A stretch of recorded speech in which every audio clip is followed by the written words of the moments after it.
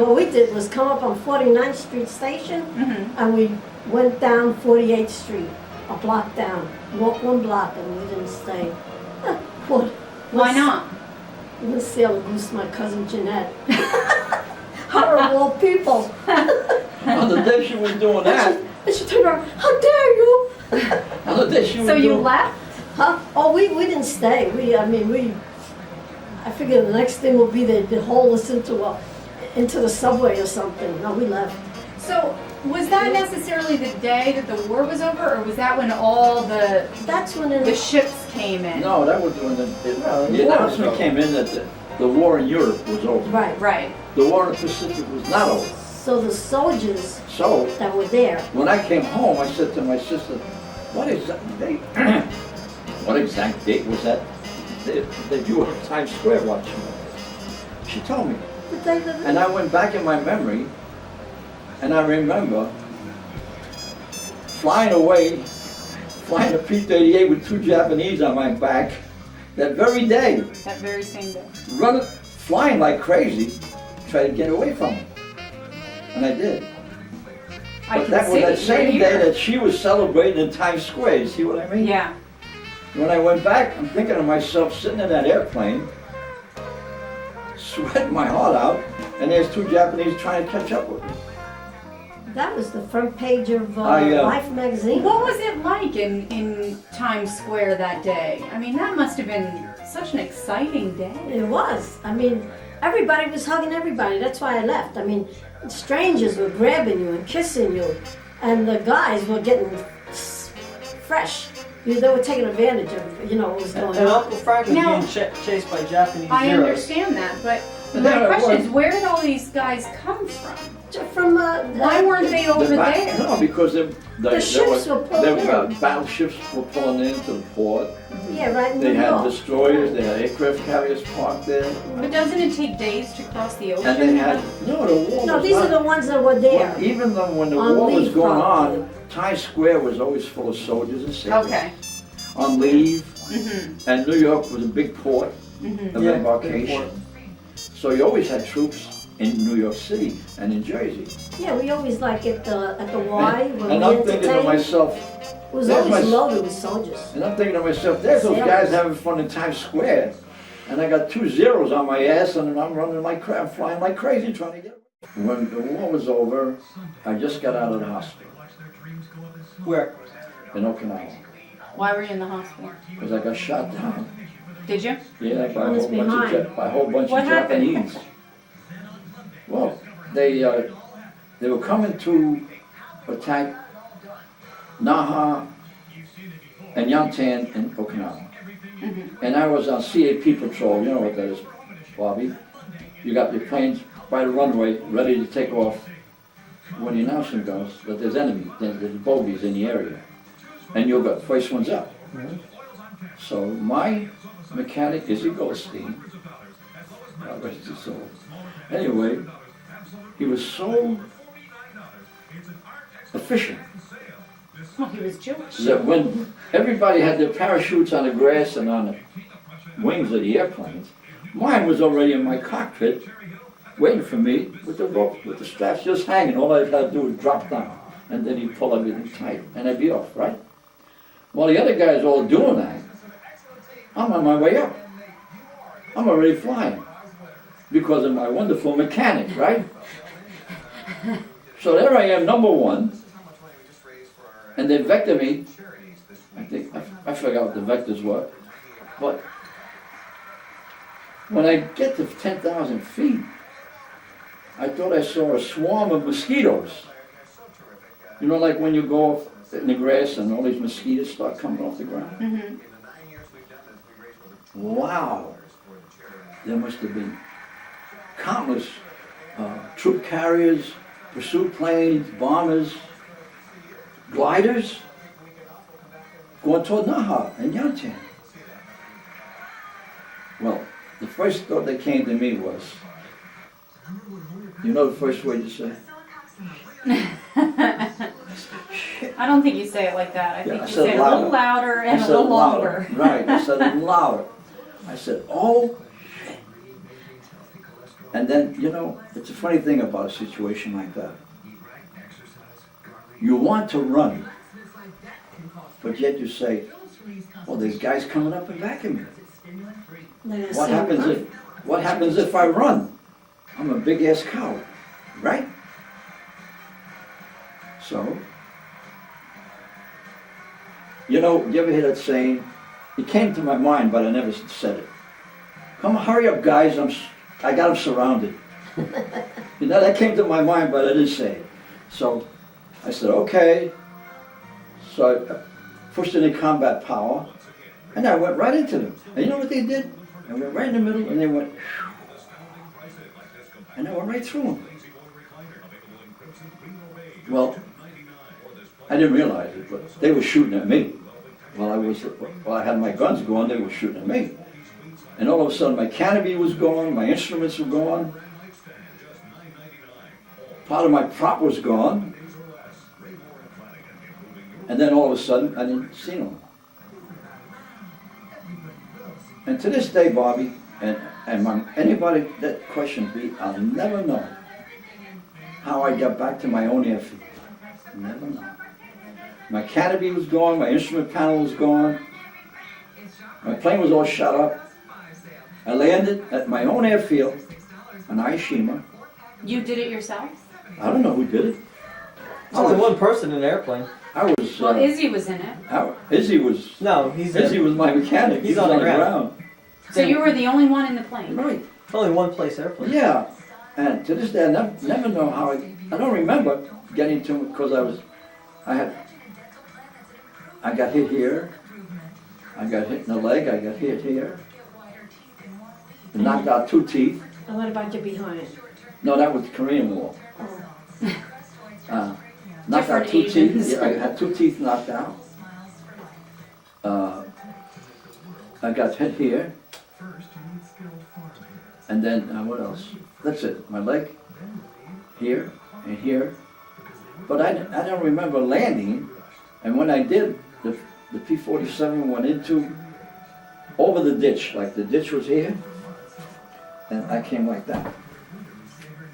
And the cockpit was right in the ditch. Now get this, I was upside down, Bobby. And this sergeant, I never liked the guy for some reason. I never, you know, like you see somebody and you say, boy, I don't like that guy. Listen, that guy pulled me out. He pulled me out of my airplane and got me ready. And then my shoulder got dislocated. And they had to push it back. And I wound up in the hospital. He got the soldier's medal for doing that, for pulling me out. So I'm in a hospital. I don't know it. I wake up, and the first thing I see is a priest at the foot of the bed going, Really? I said, I'm dead. I'm dying. I'm dying. 'Cause my face was bandaged, and my foot was, I didn't know about my foot. Rudder pedal, and up against the firewall. So there's a German doctor in a hospital, captured by the soldiers that didn't want to, he wanted still to work as a doctor. So they couldn't use him in Europe, because if he got captured, they'd shoot him. So they sent him to Japan, the Pacific Theater. And he operated on my foot. And he put a pin in there, in which he had the mechanic put a lot of holes in it, so that the bone would grow into the pin, you know, through the holes. I haven't had trouble to this day. That's where I met Maggie McGuire. She was my nurse. You gotta love the Irish. Irish lady. Maggie McGuire with red hair. Maggie McGuire. Yeah, now I know why he's got a crush She on was you. 28 years old. Bob, she was 28 years old. Now I got I the was what, picture. 20, 22, 23? She was 28, 29 years old. The most beautiful woman I ever saw in a hospital. Anyway. Well, she's the first one you saw, Yeah, and you're she's the glad to first be one I alive. So. Maggie McGuire. Maggie McGuire. She is. I'm going to change. I'm going to go forward to the Korean War right now. we talk about Maggie McGuire. During the Korean War, I was flying Stinson L5, which is, they wouldn't let me fly pursuit no more because of my ankle. And I'm flying over the battlefield, and I come back, and Izzy Goldstein, again, is my mechanic because I asked for him. Yeah. Even after he put you in I that asked for him because he situation. was still in service, and you were allowed to ask for your old mechanic. Well, Izzy was with me for 3.5 years, almost 4 years, I would say. He was my crew chief. I asked him again, and sure enough, they gave it to me. I stepped out of the airplane, and Izzy says to me, LT, he said, you're bleeding. No, Captain, he said, at that time we got promotion. Captain, he said, you're bleeding. I looked down and I passed out. I saw the blood. What was Boom. bleeding? I'll tell you in a minute. Just got shot in the ass. So I wake up in a hospital. I'm on my face, like that, and I hear a voice say, you guinea bastard, I told you I'd get a piece of your ass someday. And it was Maggie McGuire. I got shot in the right buttock. So she was at the same hospital. Yeah. When she heard Bianca, she came shooting right in. She said, you guinea bastard, I told you I'd get a piece of your ass someday. And she did. Bandaged all the way. Oh. How'd you get shot? Huh? What were you Somebody doing? shot at me from the ground. It went through the airplane, went through my seat, which was a 1/4-inch aluminum, went through my parachute, and got me in my right buttock. Good thing you had the parachute and the Yeah, plane to buffer it. It only went in about. They could see it. They could see the bullet. And you didn't feel it. Huh? No. And they pulled it out, and I still got a dimple.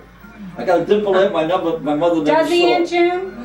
I Aunt got, June agrees. Cute. There's a dimple. I got a dimple there my mother never saw. Boom. I never knew I got it. Take me to the beaches on Okinawa. I've had my foot in a cast, and she'd always take me to the beaches. I'd be in a wheelchair, she'd wheel me down to the beaches. And every time I thought we had something going, but we didn't. She was just a good person. I think she had something going with some major. She was probably a lesbian. No, she had something going with major. A lesbian. She had a, I mean, how could she resist you? I know. Even with a foot in a cast, I'd enhance the devil. But anyway, that was Maggie McGuire. I'll never forget her. She must be about 90 years old today. She's alive. 90. Cherry Hill used to be. Cherry Point. Cherry Hill was next to, which was a Marine. Cherry Point. Cherry Yeah. Point. Cherry Point was a Marine air base. Next We to Newburgh. We were below them. And I got there at 1 o'clock in the morning. Couldn't see anything. Woke up in the morning to the sound of all these engines. Huge engine noises. I said, oh, all the engines. So Izzy walks in. At that time, I was just first lieutenant and goes, LT, you're in trouble. I said, what do you mean? You got multi-engine. Oh, okay, what am I in trouble? P-38s. Twin engine P-38s. I didn't get away from pursuit, did I? But I got multi-engine, didn't I?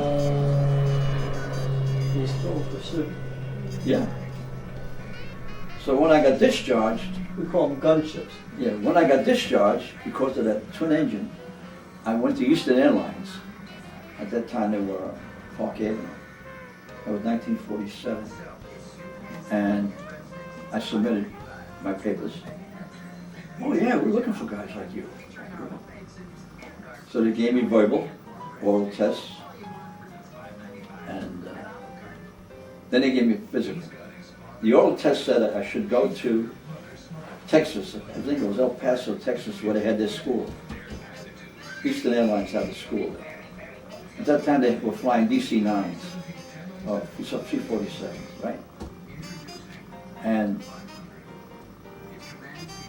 as I was walking out the door with my physical, the doctor says to me, have you got any injuries incurred in service? said, yeah, my foot. When we were in China, Madame Chenault gave us a 3-inch Chinese dragon, pure jade, with gold as a back, the back was gold, ruby eyes. Between 2 marriages, it's gone. That thing today would be worth a lot of money, wouldn't it? Yeah. 3-inch. We can't afford to bring that back as a gift for you when we go to It was China. beautiful. It was fantastic. I brought it home. I think Frankie was supposed to have it. I never saw it. Yeah, Again. he got my rifle, he got my bayonet, he got my pistol, and I think he got the dragon. When I finished high school, I used to go to work in a factory for 8 hours. What kind of factory? It was a Buttons. furniture factory where I used to make those little Priscillas with that they use for sewing. You put all your sewing stuff in. Remember those? Yeah. You brought one home. Priscilla. Yeah, What's a Priscilla? A little box, a sewing Priscilla. box. Oh, I thought a Priscilla was a curtain. Yeah. A Priscilla curtain. And I made what? A big $12 a week. I used to go at 5 o'clock and we used to quit at 11. In the morning? At night. I used After to go school. Right Oh, after 5 to school. 11. Okay. Yeah. Yeah, right after school, I would go, get on the subway. If I didn't have the money, I'd walk Morgan Avenue. Mm-hmm. Wasn't far. I'd walk about a mile and a half. We used to walk down the snow anyway, a mile and a half. And I used to make a big $12 a week. Big $12 a week.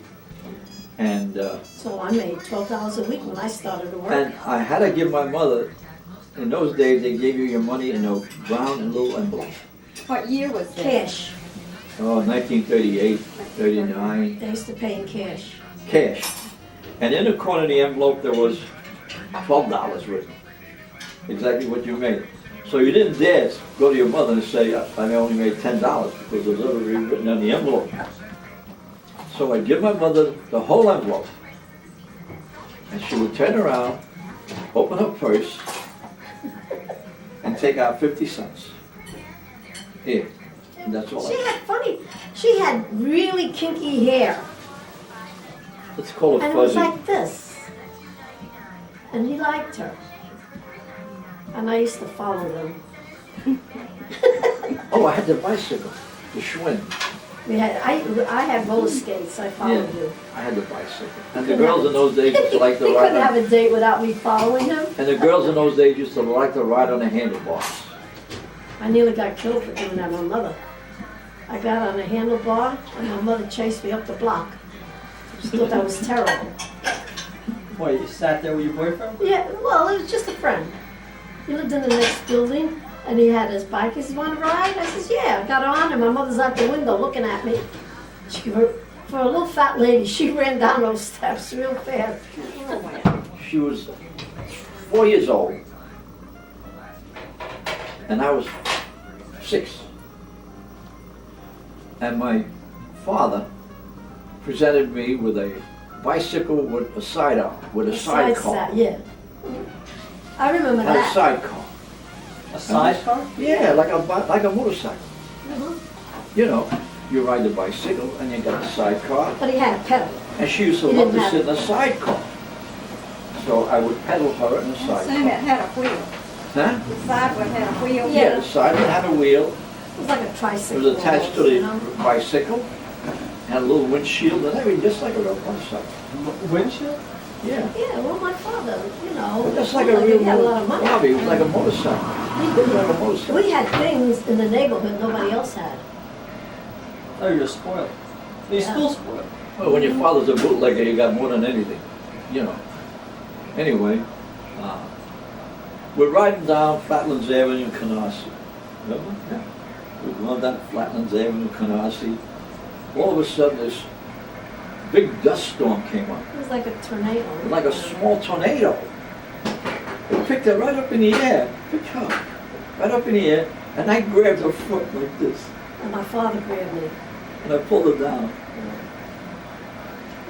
She was so light. My mother told me about it. That's all. Yeah, what happened What would to you do there? Catskills? We fell in cow plot. That's all you know what I'm saying. Cow who? Cow plot.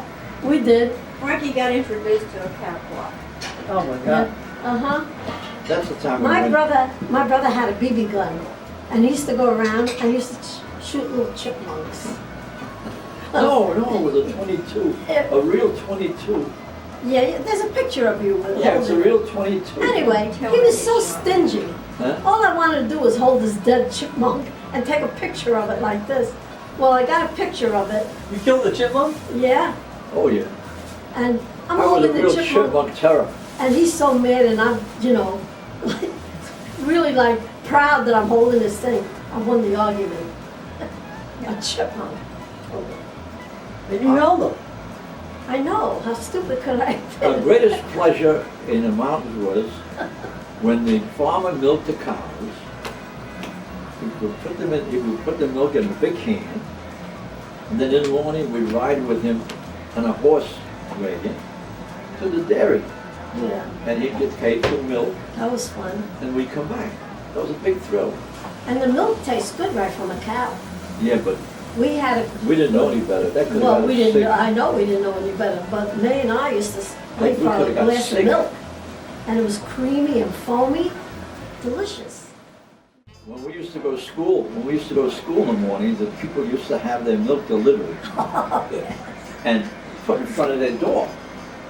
So in winter, I know what he's in gonna winter, say. the milk would freeze and the cream would come to the top and force the cover off, and you would have that much cream on top of the bottle. Frozen. The people never Frozen. saw the cream. Yeah, so on the way to school, we would just take that and use it as a popsicle. Steal it off of people's porches. Yeah, Don't you mean a creamsicle? Yeah, creamsicle, you're right. You're right, Christy. We made creamsicles out of it going to school. I still love to see that when that happened. I often wondered later on, as I got out in years, what those people must have said when They went to get knew their the milk. kids did it. When they went to get their milk in the morning. Because I used to use the cover as a bottom, the bottom of the popsicle. My grandfather was 82 years old and still going out with women. And he was a reprobate, an old reprobate, but a wonderful person. Handsome. Handsome as... He was a Bianco, what do you He expect? was handsome. And he used to sit in the park with his friends and watch all the women go by and make remarks, but not to the women, But don't forget, among themselves. it was a bunch of old men that Yeah, a did bunch that. of old men. Like sitting in the mall. Yeah, Only it's a park. and that was on the corner of the school, mind you. The entrance Bushwick Park. was at the corner of the school. And at the corner of the school, there was a man selling pretzels. The pretzels you paid $2 for, about that size, they were 5 cents, weren't they? 3 cents, 5 cents. And the other ones were smaller, they were a penny. Anyway, and he used to keep the pretzels on a stick. The basket we'd fill full of pretzels, and to show the people what they were, he put the pretzels on a stick. And he used to be on the corner and shoot. There was a bush next to him, a big bush. And my friend, Frank Abruzzo Brasso, used to crawl through the bush and grab a pretzel. And I'd hand it to Frank Abruzzo. And then I'd grab another one and hand it to Frank Abruzzo. And we'd run. See, we thought we were being smart. On the corner there was a cop named Ryan. I still remember him, Ryan, big Irishman. And he caught us.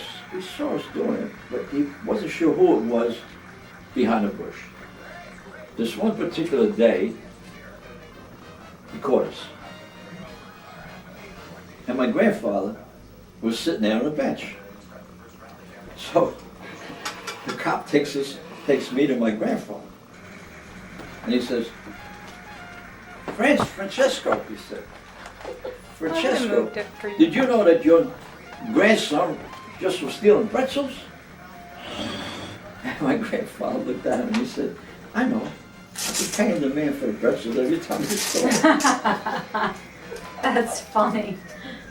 My grandfather. But see how wrong it was? He was a Instead pistol. of punishing him, he's paying the guy. He's a You know, pistol. they He were was doing a something pistol. wrong. My grandfather was 85 years old.